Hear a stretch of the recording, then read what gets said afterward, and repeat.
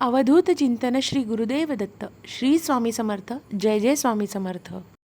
बाळा, आज तुझ्या सर्व अडचणी दूर होणार आहेत.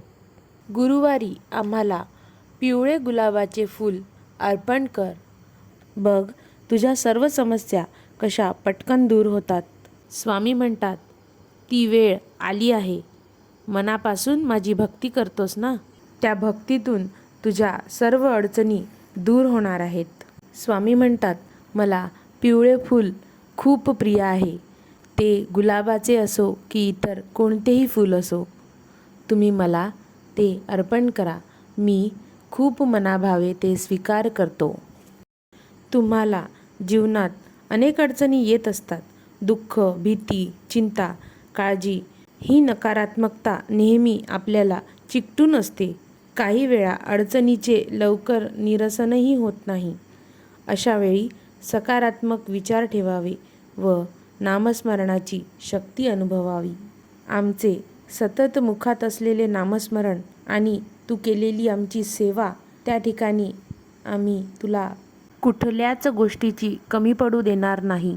स्वामी साक्षात दत्तगुरूंचा अवतार आहे आणि त्यांच्या नामस्मरणात प्रचंड अशी शक्ती आहे. तुमची बरीच कामे नामस्मरण सुरू केल्यामुळे अशक्यही शक्य होतील. स्वामी म्हणतात, तुमचेही इच्छित कार्य आम्ही निश्चित पूर्ण करू आणि कायमच आम्ही तुमच्या पाठीशी असू. नामस्मरण करणाऱ्या व्यक्तीच्या पाठीशी स्वामी 24 तास राहून त्याचे नेहमी रक्षण करतात.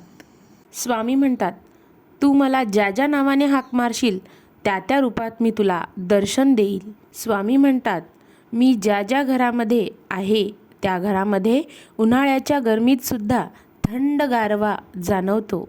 तसेच त्या घराची जमिनीवर पाय ठेवले असता थंडपणा जाणवतो. त्या घरात प्रवेश करताच प्रसन्नता व शांतता जाणवते.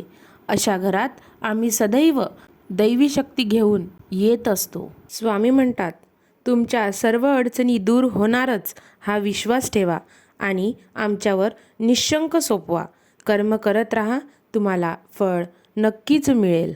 तुमच्या जीवनात चांगलेच होणार आहे हे मनात धरून चला.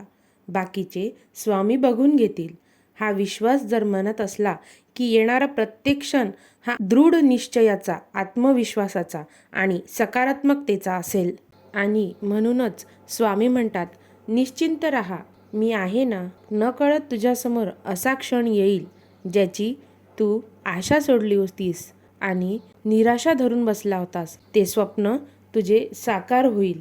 येणाऱ्या काळात तुला खूप आनंदाचे आणि खूप चांगले क्षण अनुभवायला मिळतील. स्वामी म्हणतात, आम्हाला तुला जर अनुभवायचं असेल तर नाम घेताना आणि प्रार्थना करताना जेव्हा अचानक डोळ्यात अश्रू येऊ लागतील तर खुशाल समज तुझी प्रार्थना आमच्यापर्यंत पोहोचली आहे आणि आज आम्हाला नक्की पिवळे फूल अर्पण कर आणि बघ, तुझ्या सर्व अडचणी आणि समस्या कशा झटक्यात दूर होतील.